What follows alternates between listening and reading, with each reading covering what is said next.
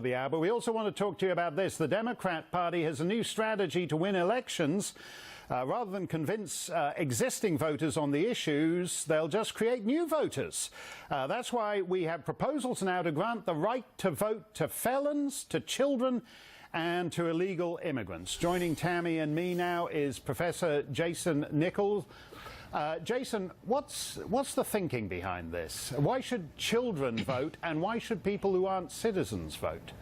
Well, with children, I would agree. You know, I read about the proposal for Washington, D.C. in particular. Now, this is not a power grab. Washington, D.C. has never been in play for Republicans. 91% went for Hillary Clinton, 4% went for Donald Trump. So this is not a power grab by Democrats. It's not even in play. No, but even if accepting that it's a one-party state, right?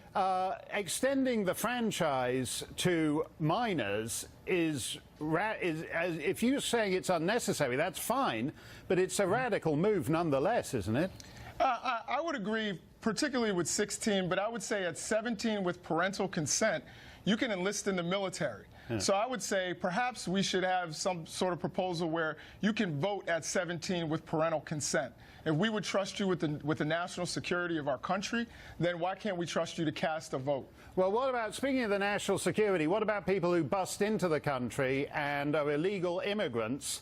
Voting is a privilege of citizenship and allegiance, or am I just being Mr. Squaresville? No. Well, I would say, you know, if you're referring particularly to a couple of localities in the state of Maryland, particularly College Park, obviously I have an investment in College Park. I think that the first thing is that this is a local matter. This is not about you know, voting for president or governor or anything like that.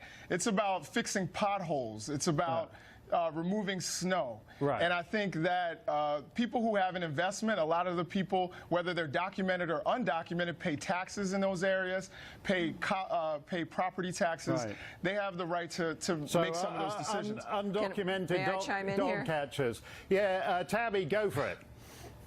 Yeah, look, the city actually, they didn't actually end up passing that because there was suddenly a concern that the citizenry wasn't able to chime in. But your point, Mark, is key, is that this sets a tone. It sets a precedent. And that it's whether it's like L.A. and what L.A. and London do tell you what the left is up to because there's no pushback. But this is about the franchise, about the importance of being a citizen. And I think that that's what the American people are concerned about is where is this road going? Right. And you know, of course you can't have children voting. Their brain literally is not complete. Developed, There's a web that doesn't complete until you're about 21. So these are efforts to, in fact, yes, in some cases change the vote or to enfranchise more people because you can't persuade them on the issues. The Democrats are having trouble with that. But it's also to set the precedent that can move through the rest of the country. You use that quaint phrase, the American people, Tammy. Jason, Bertolt Brecht, in a very famous observation after things went badly in one East German election, he said it's time for the government to elect a new people.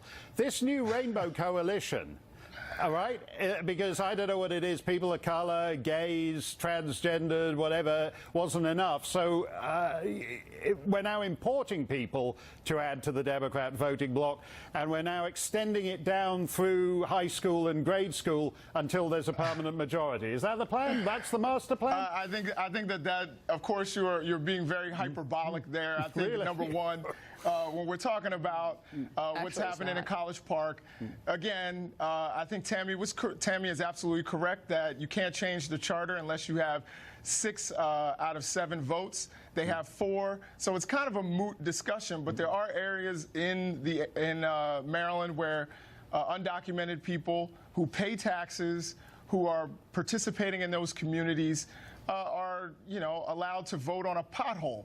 And I don't think that there's anything, you know, necessarily crazy about that. It's a scare. There's a scare tactic that says this is going to come to New York City. This is going to come to L.A. It's not happening. We know that's not happening. Which paragraph of the Constitution has this amazing pothole vote in, Tammy? I'm not like a foreigner. Help me get up to speed here, because Jason's attaching huge significance to it.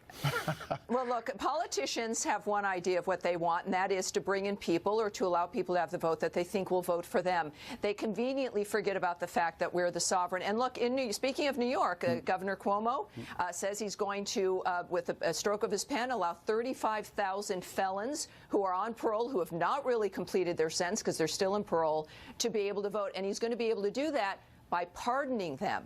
Now, New York already allows... already allows felons to vote after they've served their sentence. Leave it there, Tammy. We'll get to the felons next time. There's no end to them. Thank you for that, Tammy. Thank you, Jason. We'll be right back with more.